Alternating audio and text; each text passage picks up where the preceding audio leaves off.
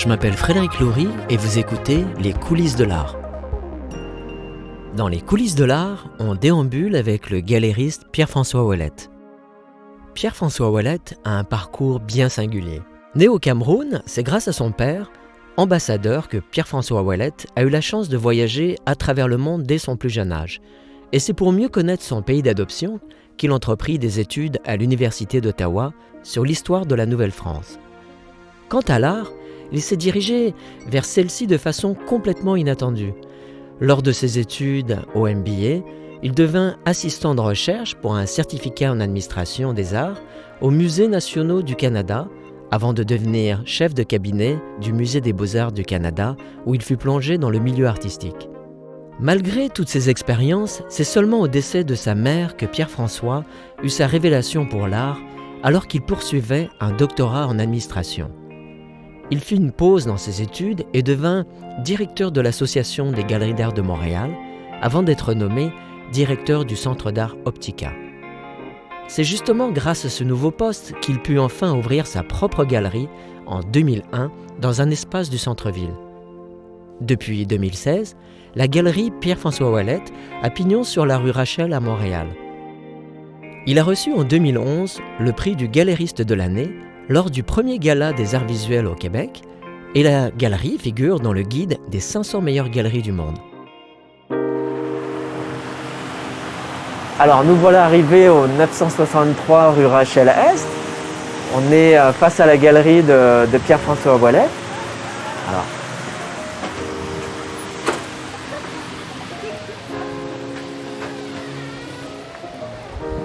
bonjour Pierre-François. Bonjour Frédéric, comment tu vas? Très bien, merci de nous accueillir. Mais ça fait vraiment plaisir, bienvenue sur Rachel. Ben oui, là tu as une très belle expo. D'ailleurs, une expo pour une seconde année, tu travailles avec l'Université Concordia. Exactement, dans le cadre du festival Art Matters, j'ai essayé de trouver une façon de redonner à la communauté parce que je me sens vraiment très gâté de pouvoir faire ce que je fais dans la vie. Et c'est une façon pour moi d'ouvrir les portes. Je donne carte blanche pendant 10 jours au festival qui ont quand même tout un processus très professionnel où il y a coordonnateur général qui a choisi des commissaires qui ont développé des thèmes et ensuite des artistes qui sont invités à poser leur candidature. Et donc on a ici 5 artistes dont la plupart c'est leur première exposition. Oh, Pierre-François, tu nous as emmenés au 2e étage de la galerie, un espace qui semblerait n'est pas ouvert au public. Ça ressemble d'ailleurs à un appartement. Est-ce que c'est ton lieu de vie? Non, je ne vis pas à cet étage-ci. Il faut revoir un peu la genèse de ce projet architectural. L'édifice, on en a pris possession en 2016. On a fait des rénovations qui ont duré à peu près 6-8 mois, où là, on a retravaillé les espaces au rez-de-chaussée, qui sont les galeries auxquelles on s'attend, les grands murs blancs, les hauts plafonds. La particularité de la place, c'est que l'architecte en 1974, Pierre Boyer-Mercier, qui a fait entre autres la galerie d'art d'Outremont, avait conçu de fusionner tout le lieu grâce à un puits de lumière gigantesque et qui traverse tout l'édifice. Et ce puits de lumière était vraiment dans l'idée de réunir tous les gens qui travaillaient ici, parce qu'à l'époque, en 1974, le collectif de gravure graphes avait acheté cet édifice pour y installer leur presse. Fondé en 1966 par l'artiste Pierre Ayotte, les Ateliers libres 1848, devenus graphes en 1972, puis Ateliers graphes en 2011, s'inscrivent dans l'histoire comme l'un des premiers centres d'artistes autogérés du Canada. Et une des idées, c'était de montrer l'artiste au travail. On va aller tantôt visiter des ateliers d'artistes qui ne sont pas accessibles. Eh bien, dans l'esprit de graphe de 1974, les presses étaient dans la vitrine pour que les gens voient les gens qui travaillent. Et c'est un peu l'idée qu'ils ont repris quand ils sont devenus une imprimerie et qu'ils ont déménagé récemment sur la rue Sainte-Catherine, dans le coin de la Fondation Molinari. Alors c'était dévoiler aussi le travail de l'artiste. Alors j'ai voulu puisque cet édifice a quand même avait beaucoup de lieux qui avaient servi comme atelier. J'ai voulu aménager ces lieux. Ici, c'était l'ancienne salle de sérigraphie qu'on a réaménagée pour... on a enlevé une des petites pièces qui étaient là. On a redéplacé des portes pour que ça fasse plus de sens pour nous. Et finalement, c'est un lieu où, lorsque les gens signalent un intérêt et aussi dans cet esprit de la pandémie qui nous a obligés de nous ouvrir sur une fenêtre virtuelle, ça nous permet aussi quand les gens identifient des choses et ils arrivent et ils disent « Ah, mais vous avez des expositions, mais sur votre site, on a vu telle œuvre. » Alors, on peut les accompagner ici et leur montrer en vrai parce que je crois que là où le bas blesse par rapport à cet engouement sur l'art en ligne, c'est qu'on n'a plus aucun rapport à la matérialité de l'œuvre ni à l'échelle. On a essayé de travailler autour de l'échelle en ayant une fonction qui s'appelle vue in situ, où là, si vous cliquez, l'œuvre que vous visionnez sur votre écran apparaît à taille proportionnée d'une petite chaise design, non? Donc, vous pouvez avoir une idée de l'échelle. Et après ça, quand on vit pas nécessairement en ayant un concept de mise en relation des œuvres. Alors, on voulait ici pouvoir emmener les gens qui signalent un intérêt particulier et leur montrer des œuvres.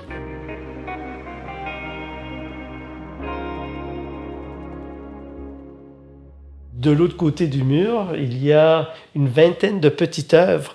Alors donc, c'est l'idée que ça n'a pas besoin d'être dans un grand salon ou que ce soit dans un cube blanc comme au rez-de-chaussée. On peut vivre avec l'art. Parce que pour moi, vivre avec l'art, c'est vivre avec une vision de quelqu'un qui est passionné et qui vit de l'art. Vous allez pouvoir le constater quand on va rencontrer à la fois Michel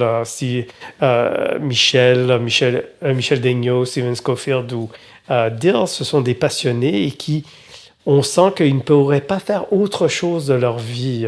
Et pour moi, c'est de dire, vous voulez les encourager, c'est leur vision qui vous intéresse. Oui, c'est clair que vous n'avez pas besoin d'avoir des œuvres muséales chez vous. Vous pouvez avoir ces œuvres qui sont témoins aussi de toute leur passion et de ce qu'ils font au niveau créatif. Et c'est aussi au cœur de la façon dont j'ai conçu la galerie il y a maintenant plus de 20 ans, où c'était d'essayer à l'époque de faire un pont entre les pratiques d'artistes que l'on retrouvait dans les centres d'artistes ou les musées et ce qu'on trouvait dans les galeries privées. Et pour moi, c'était de se dire... Vous savez, un artiste qui travaille en vidéo ou en installation, eh bien, il fait peut-être de la photo, il fait peut-être des croquis. Alors, comment est-ce qu'on peut arriver à vivre avec l'esprit créateur de l'artiste, même s'il travaille dans un médium qui peut être difficile pour un collectionneur privé? Parce qu'il faut comprendre aussi que le lieu... On est ici avec plus de 100 ans d'histoire. Ouais. Et c'est pas seulement l'histoire de Graff, c'est l'histoire de Joseph Guardo, que peut-être le nom ne vous dit rien. De 1940, je crois, à 1973, c'était aussi l'atelier d'un sculpteur. Un sculpteur qui m'est connu aujourd'hui, mais que vous croisez dans vos vies tous les jours. Je crois que quand on va se promener, on va pouvoir aussi, Frédéric, explorer la notion de l'art dans l'espace public ou l'art public. Eh bien, Guardo est quelqu'un que, sans que vous le sachiez, vous êtes entouré par ses œuvres. Vous allez au jardin botanique, vous levez votre tête, vous regardez les frises sur l'édifice. Eh bien, ça a été fait ici dans les années 40. Vous allez à Place Saint-Henri, vous regardez la station de pompiers et vous voyez ces frises, ces bas-reliefs. Eh bien, ça a été fait dans ce lieu-là. Ici, il y a un esprit de l'art et moi, je me sens comme... en anglais, on dit custodian, hein? Donc je suis juste comme chargé aussi de la mémoire des lieux. Et en 73, 74, quand Graff est arrivé, il faut comprendre qu'il y a eu plus de 2000 artistes qui ont travaillé ici. C'était un centre de production. Il y a eu des sommités européennes qui sont passées parce qu'à l'époque, ils avaient un appartement aussi au 3e. Il y a vraiment une histoire, mais qui n'est pas un poids. C'est vraiment quelque chose qu'il faut célébrer. et j'essaie toujours de célébrer. Pierre-François, à quel âge et dans quelles circonstances l'art est apparu dans ta vie? Frédéric, je me pose souvent cette question-là, mais il y a un moment clé qui revient constamment quand je me la pose, et c'était un peu le ridicule, ou plutôt, oui, comment on ridiculisait un ami de la famille qui dépensait de l'argent dans les années 70 pour acheter des peintures bleues ou des peintures vertes. Et là, quand on allait chez lui, les adultes se moquaient un peu de quelle est la nouvelle découverte que tu as pu faire. Ah, ben est-ce que c'est pas la même couleur que la baraque derrière la maison de mon grand-père? Qu'est-ce que tu fais à dépenser là-dessus? Et les enfants, ils nous faisaient nous asseoir devant l'œuvre, ils disaient regardez donc, parce que les adultes ne savent pas regarder. Et là, soudainement, on voyait des variations de bleu apparaître.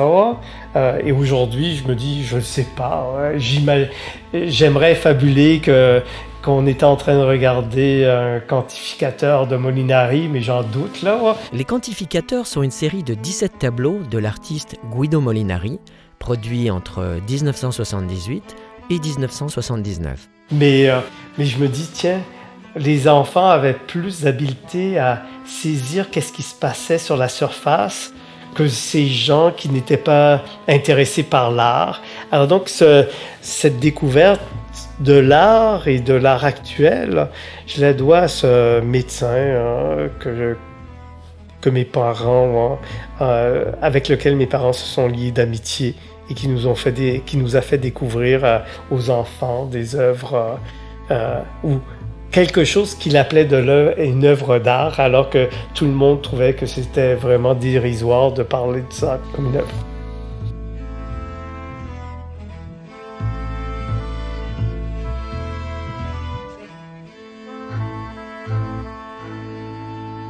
Quel aspect de ton métier préfères-tu? On ne peut pas parler d'un seul aspect, il y a deux aspects. Il y a la rencontre avec l'artiste et sa création, et l'autre, la rencontre avec le visiteur et potentiellement le collectionneur. Quelles sont les embûches et difficultés majeures que tu retrouves dans ce métier? La stabilité financière.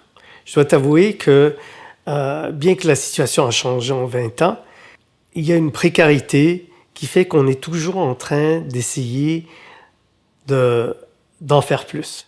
Dans un sens, c'est peut-être ce qui motive aussi, parce que s'il y avait un confort qui s'installait et tout, au contraire, je crois que le fait qu'on ne sait pas qu'est-ce qui va, on peut pas faire de projection, il faut vivre le moment et il faut se dire, bon, ce petit moment va nous aider à faire telle autre chose après.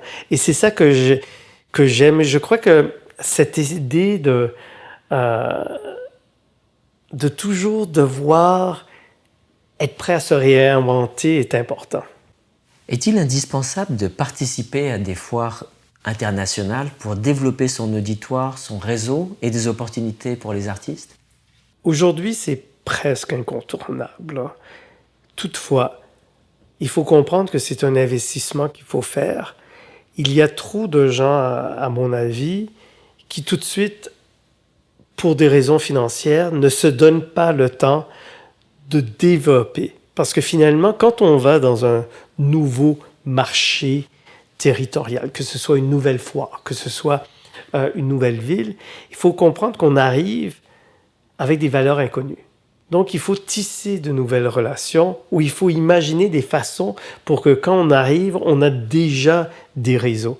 Alors, dès le départ de la fondation de la galerie, je trouvais que c'était important de faire ce travail à l'extérieur, mais aussi dans la durée.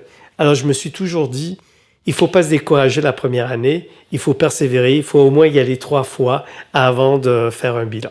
Et il revient souvent à l'esprit des nouveaux collectionneurs cette même question: comment une galerie développe-t-elle une carrière d'artiste? Encore là, sur les 20 ans de pratique de mon métier, beaucoup de choses ont changé. Aujourd'hui, c'est clair qu'il y a un impact et un engouement pour les réseaux sociaux.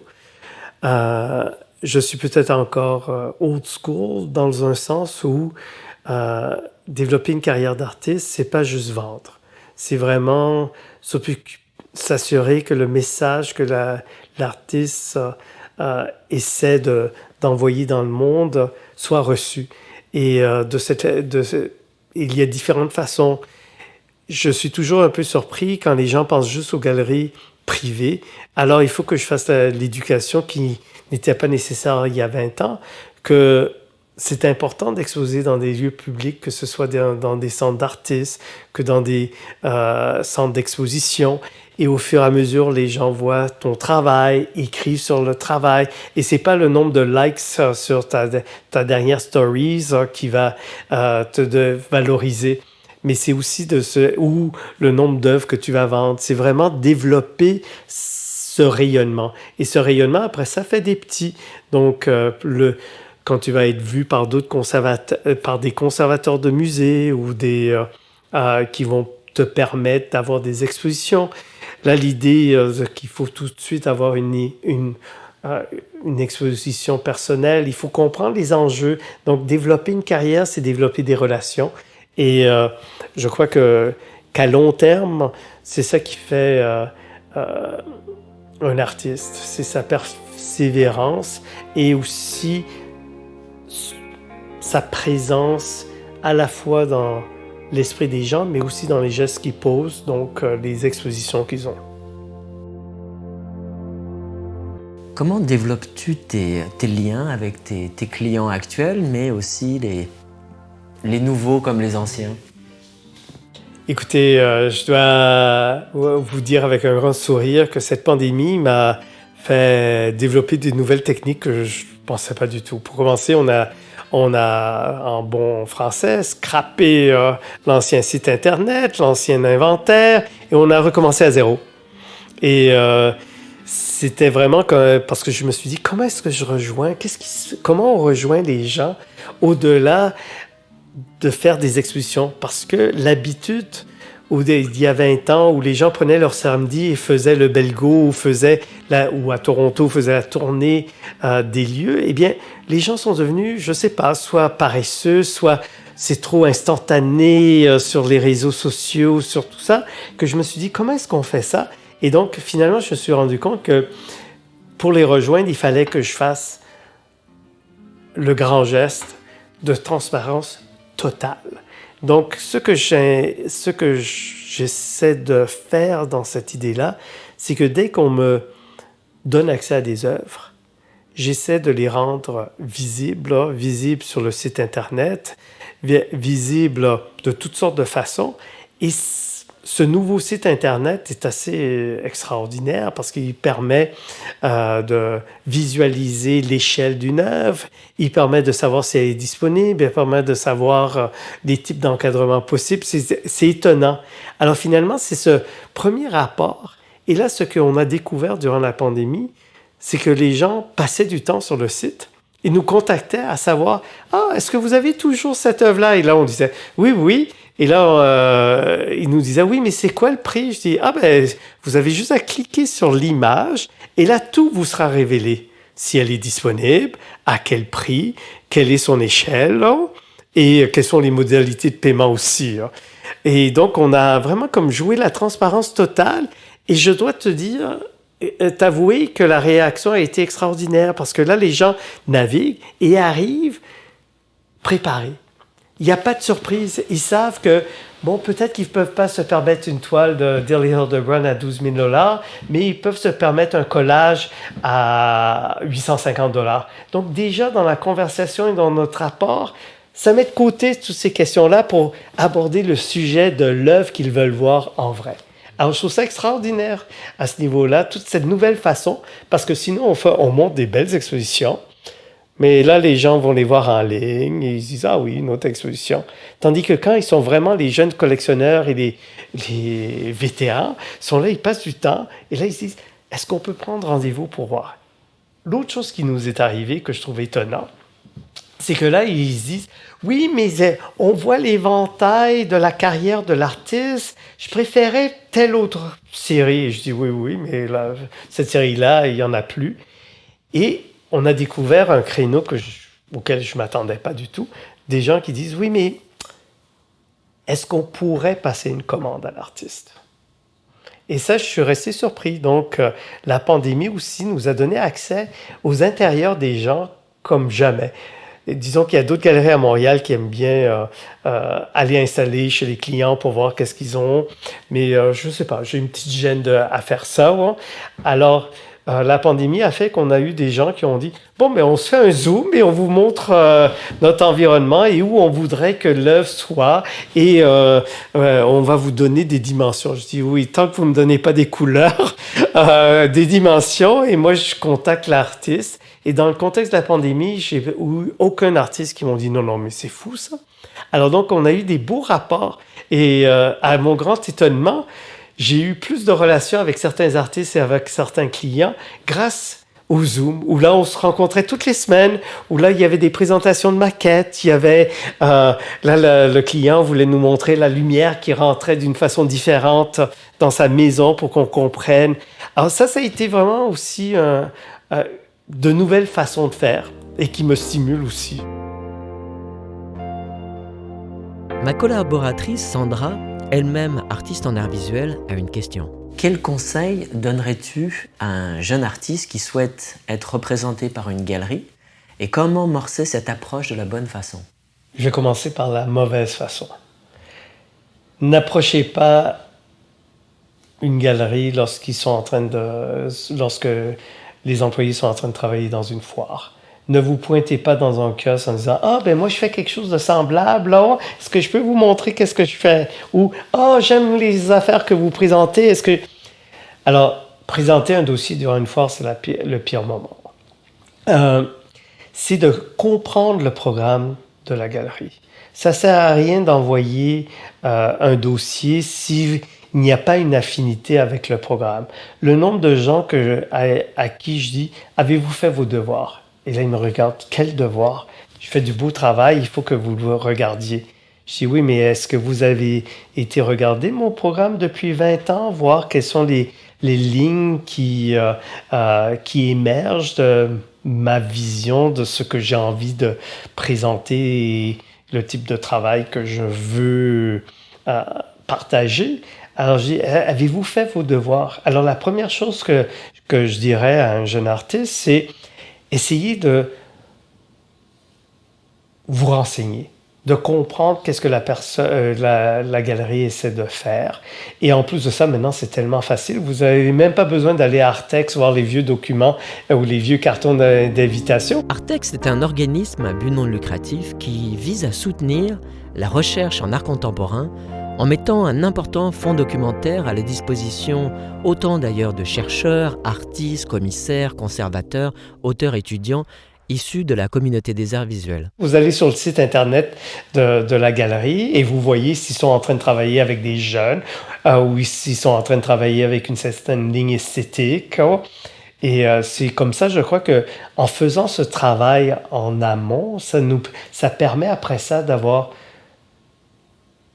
une relation une approche qui est un peu moins je sème au vent et j'attends de voir qu'est-ce que je vais récolter. L'autre chose aussi, c'est que maintenant, les gens aussi s'y trouvent... Écoutez, vous ferez ce que vous voulez. Les gens diront que j'ai pas à dire ça, mais c'est trop facile d'envoyer un courriel avec un PDF ou d'envoyer un lien à votre site Internet. On les regarde même pas. On en reçoit tellement de sollicitations comme ça. Ouais. Mais il y a deux façons d'attirer l'attention. Ouais. Un, si vous avez quelqu'un qui veut vous introduire à la galerie. Donc, par exemple, si vous ayez ciblé une galerie comme la mienne, et dans votre parcours d'étudiant, vous savez que j'aime le travail de tel artiste qui vous a peut-être enseigné. C'est peut-être de lui demander de faire une introduction. Parce que là, puisque je respecte le travail de l'un, son regard qu'il porte déjà sur vous, c'est un filtre qui est une garantie de qualité ou qui me permet après ça de me dire « Oui, ok, je vais l'accueillir, je vais au moins être ouvert à regarder le travail. Ça, c'est une première. La deuxième, c'est si vous croyez vraiment en vous, il faut aussi investir un peu, mais même si c'est pécunier, c'est se dire, comment est-ce que je peux envoyer quelque chose de physique? Comment est-ce que je peux faire un petit blurb qui va me coûter 5 $ à imprimer sur demande, mais que je vais pouvoir envoyer le catalogue, un petit catalogue, quelque chose, hein? Parce que ça permet, après ça, vous savez, on reçoit que des factures maintenant par la poste ou même plus, hein? Alors quand on reçoit quelque chose qui vient d'un artiste qui a pris le temps de monter un dossier et non pas juste peser send, et là qu'ils ont oublié de cacher toutes les autres galeries auxquelles ils ont envoyé aussi, ou ils se sont trompés de prénom parce que, écoutez, là c'est comme, on regarde même plus ça. Ça va, Sandra? Est-ce que la galerie physique telle qu'on la connaît est à réinventer? Je trouverais ça dommage, dans un sens où, malgré tout ce qu'on peut penser du métavers et de l'Internet, il y a une relation à l'œuvre qui est importante. Pour moi, quand je rentre dans une galerie, c'est curieux à dire, c'est pas juste l'œuvre en soi, mais c'est la mise en relation des œuvres qui vient me chercher. Alors pour moi, comprendre le travail d'un artiste, c'est aussi comprendre à travers la mise en relation qu'a fait le galeriste. Oh, et c'est pour ça que, par exemple, il y a toute cette terminologie qui peut être un peu confuse entre le marchand d'art, le galeriste. Pour moi, le galeriste a un lieu physique et met des objets qui traduisent des idées en relation. Qu'est-ce qui fait la force d'une œuvre? C'est que la force d'une œuvre, ça dépend du bagage de la personne, parce que finalement, il y a des œuvres qui peuvent être conceptuelles, mais il faut que vous connaissiez les clins d'œil qu'ils sont en train de faire à une pratique obscure à Vienne en 1974. Mais en même temps, c'est comme un bon vin. C'est que quand vous commencez à boire du vin, vous commencez à vous intéresser au cépage. Ensuite, vous commencez à vous intéresser au terroir. Après ça, c'est « Ah oui, est-ce que c'est de la grave? Est-ce que c'est de l'argile? » C'est la même chose face à une œuvre d'art. Si cette œuvre vous attire et que là, vous décidez de passer du temps à essayer de comprendre pourquoi elle m'attire, mais aussi qu'est-ce qu'il y a derrière, c'est ça qui fait la force d'une œuvre. Tu as un parcours qui est très riche en événements, en décisions. Tu évolues au fil on va dire, des nouvelles tendances. Si tu devais retenir un événement, un moment dans ces 2 dernières décennies, quel serait-il? Un moment de grande collégialité où on avait très très très peu de moyens et on avait été retenu par une foire prestigieuse dans des circonstances inhabituelles. Frieze venait d'être annoncé, donc beaucoup de galeries qui fréquentaient cette foire qui s'appelait Art Forum Berlin ont abandonné leur place pour aller à Frieze et soudainement, une jeune galerie comme moi qui a soumis un dossier a été acceptée dans cette foirie à l'époque hyper prestigieuse d'art actuel. Et là, je n'avais pas nécessairement les moyens de faire venir de grandes installations, mais les artistes avec lesquels je travaillais étaient là en train de dire « Ben nous, on va venir et on va faire des œuvres in situ ». Et c'était tellement spécial parce que là, je regarde les foires où là, les gens accrochent les tableaux et c'est certain que le lendemain matin, ils viennent les remplacer. Là, les artistes m'avaient accompagné et ils avaient fait in situ des œuvres.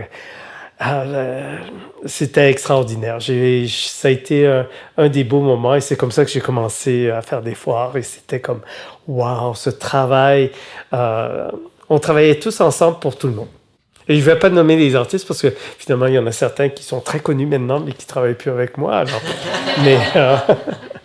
Mais écoutez, c'était incroyable. Il y en avait un qui était à Paris. Il dit, bon, oui, je vais apporter mon rouleau d'affaires dans mes bagages. Et il est arrivé directement du train, de la gare.